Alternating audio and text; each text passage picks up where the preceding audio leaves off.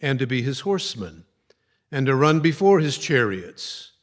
And he will appoint for himself commanders of thousands and commanders of fifties, and some to plow his ground and to reap his harvest and to make his implements of war and the equipment of his chariots.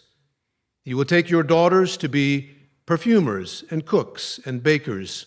He will take the best of your fields and vineyards and olive orchards and give them to his courtiers.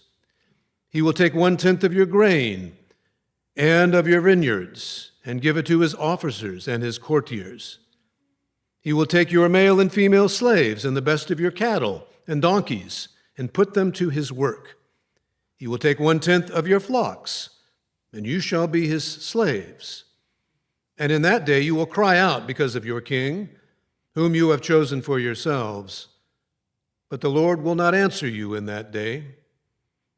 And the people refused to listen to the voice of Samuel. They said, "No, but we are determined to have a king over us, so that we also may be like other nations, and that our king may govern us and go out before us and fight our battles."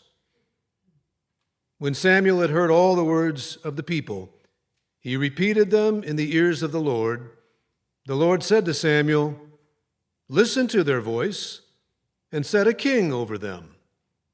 Samuel then said to the people of Israel, "Each of you return home."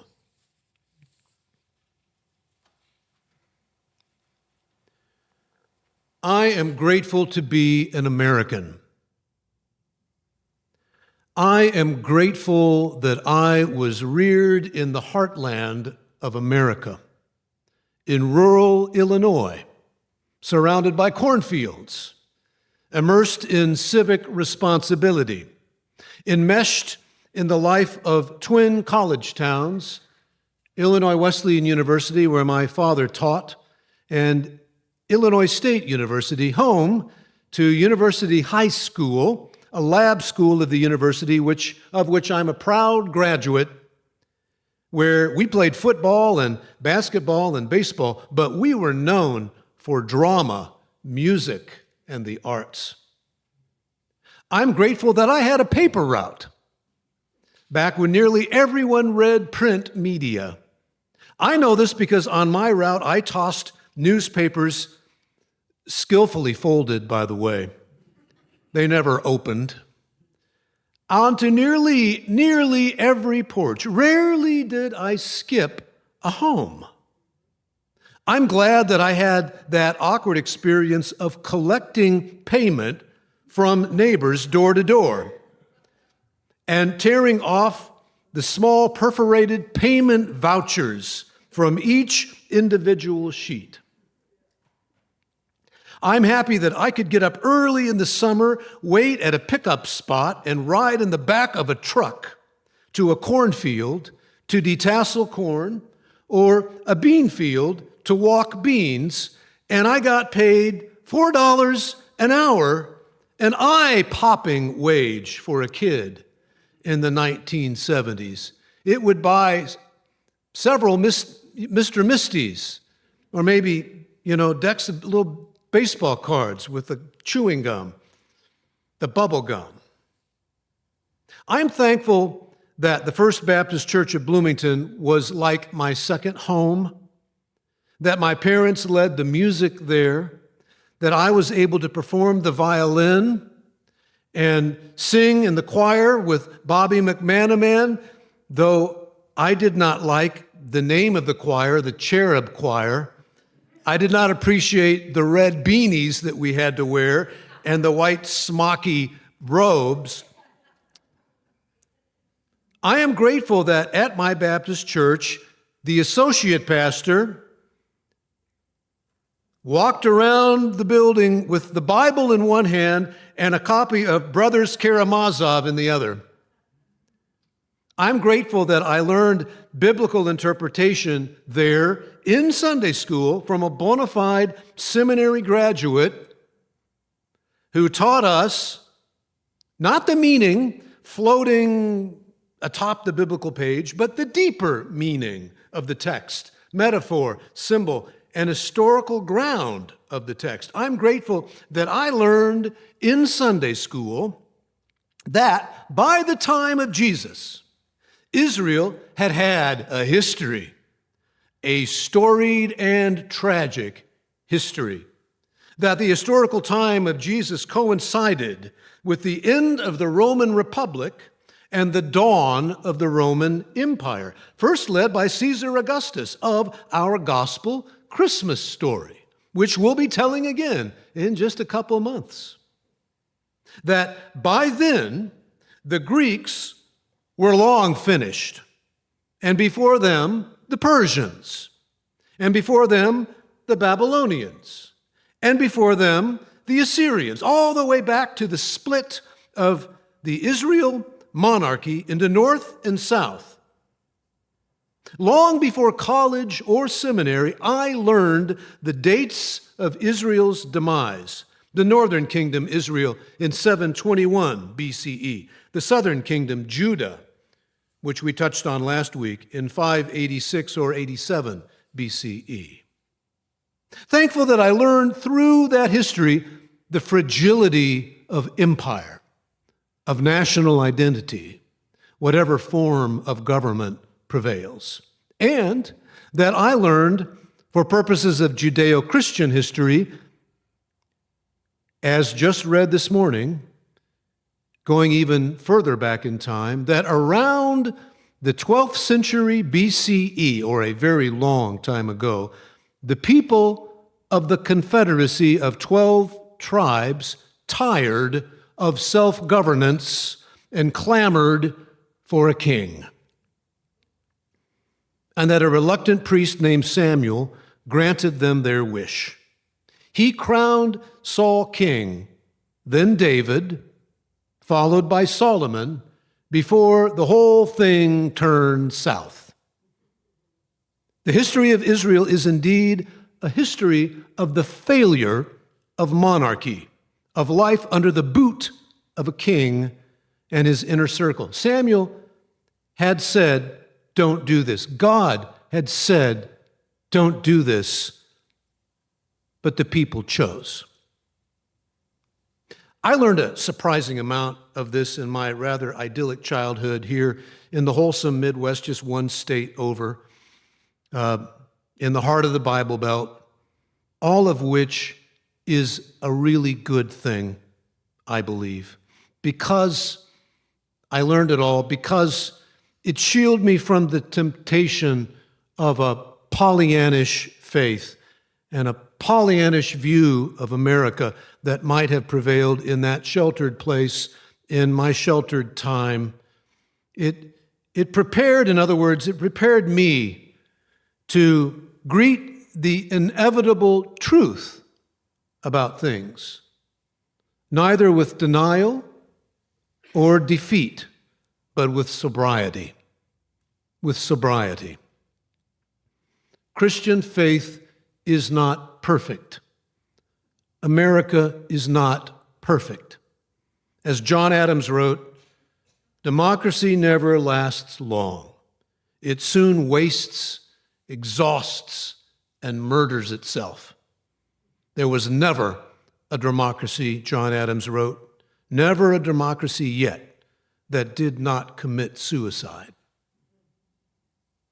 I would like to think John Adams was employing hyperbole, but I'm not sure. And so yesterday, on a long day, between a dress rehearsal and an evening performance and random church work, I ran downtown to attend a small portion of the No Kings rally. I did this not in the interest of party politics. I did this in solidarity with a simple idea that because democracy is fragile, we are all required to stand for it, to nurture it, to love it. This rally was not about hating America. I was there, I saw. It was about loving America and the dream of America. Historian Timothy Snyder, whom I follow and encourage you to follow on Substack, wrote this week that the essence of democracy, I would like to call it the soul of democracy is to be unpredictable. Yesterday's rally was unpredictable. Many people came not following a party line, but with a heartfelt passion for the shared values of civil and human rights. Timothy Snyder writes that the essence of democracy is caring about rights. It's about taking action. It's about loving your country, taking responsibility to safeguard its most fundamental and precious ideals. This, to me, describes American citizenship. It also describes Christian discipleship, which entails learning how to live how to live out the values of Jesus in the world, values of love and compassion and neighbor justice. Which brings me back to 1 Samuel chapter 8. It is reasonable to read these verses, this story, as an indictment of the people Israel for abandoning the kingship of God in favor of an earthly king. That's how it reads. But I think it truer to say that the judgment of 1 Samuel is that the people abandoned the power of their faith in God as the basis for governing themselves. Abandoned the idea that they were capable of practicing self-governance because God is good, because in the heart of things there is goodness. And even more, I think the people Israel abandoned faith in their neighbors as the basis for governing themselves, that they could practice self-governance because their neighbors were good, or at least mostly decent, and absolutely worthy of trust and respect. Friends, I will tell you from this place that I do fear this is what is happening today. We are being told to define our neighbors more and more narrowly, restrictively, suspiciously by where they originate, by their citizenship status, or where they are in that process, or increasingly simply by how they appear to us, and now even by whether or not they toe the current party line of the state of the governing ideology. And the more citizens, including Christians, including Baptists, who, my goodness, know better, the more we conform to this program, the more we resemble much of the world, and indeed the growing trend toward authoritarianism going on pretty much everywhere around the globe. Democracy's harder. It's just harder. We were sponsoring democracy around the world a few years ago in a lot of places. At the time of Israel's tribal confederacy, before it adopted a monarchy, similar dynamics were at play. All of Israel's neighbors had absolute rulers who could do all the things that Samuel told the people were going to happen. They could do all that stuff. Israel practiced this rare covenant model of community, a covenant model of community. It was different from all those nations around them. It assumed a oneness, a unity rooted in its trust of Yahweh God. It assumed a oneness, a unity rooted in its trust of one another.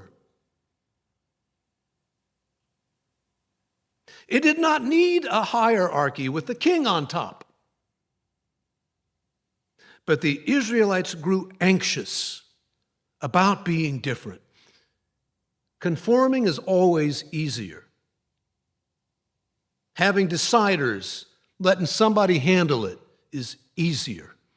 Giving into your fears is easier. Letting people stoke your fears is easier. Israel's tribal confederacy lasted around 220 years. Let's think about that number. For 220 years, Israel, the tribes, didn't have a king. That was it. That's how long it lasted. Then it gave it all away to a human king. These United States, with our anti-federalist model of states' rights backed by a constitution of checks and balances and enshrined in the rule of law,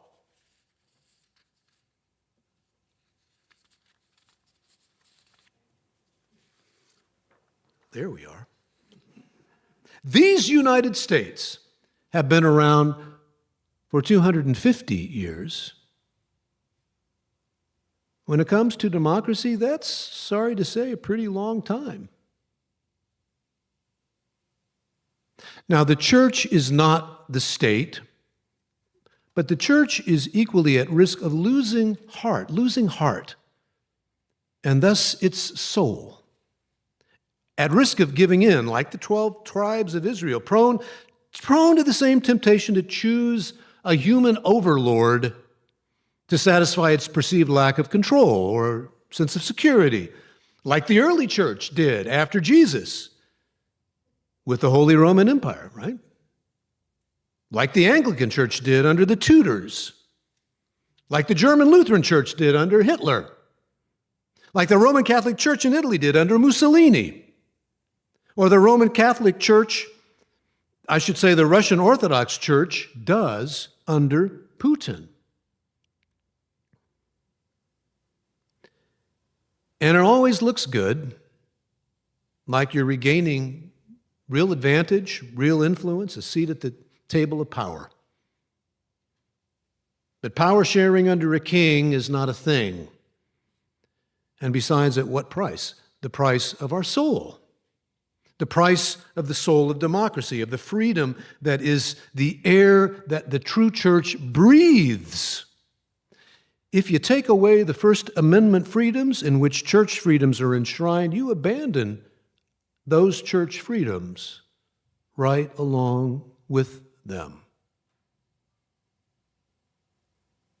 Now, the challenges and responses to those challenges of the 12 tribes of Israel, they may seem like long ago and far away, but they are not. They're as near as our neighbors in need. They are as near as our personal freedom and will to sacrifice for those neighbors. They are as near to home as any human decision to choose justice over security, morality over convenience, generosity over advantage. No Kings is not a left-wing, Hamas-loving, Antifa, whatever that is, movement. No Kings, or pick your title, call it something. No Kings is many things, not all of which you or I might feel equally passionate about, but in the main, it is an insistence of millions of ordinary Americans, and we are some of them here, and we know many more, that are interested not in an authoritarian future, but rather in a strength of democracy that empowers all people fully because it values all people equally, that honors the souls of everyone, because in the well-being of their souls lies the well-being of our own. Old Testament professor Bruce C. Birch tells the story of a pastor in California at the beginning of World War II, whose personal friend and neighbor of Japanese descent, his personal friend and neighbor had his home and business seized, was taken and placed in an internment camp, and he, the pastor, did nothing. He did nothing and was filled with guilt and remorse over that fact for the rest of his life, for having not spoken or acted on his neighbor's behalf, but remaining silent. Friends, it is past time not to remain silent, but to speak up wherever we can on behalf of those who just now, and there are many, cannot speak for themselves. And when we do, we will be speaking for more than them. We will be speaking for more than ourselves. We will be speaking from the deepest soul of our faith. We will be speaking out for the soul of democracy. Amen.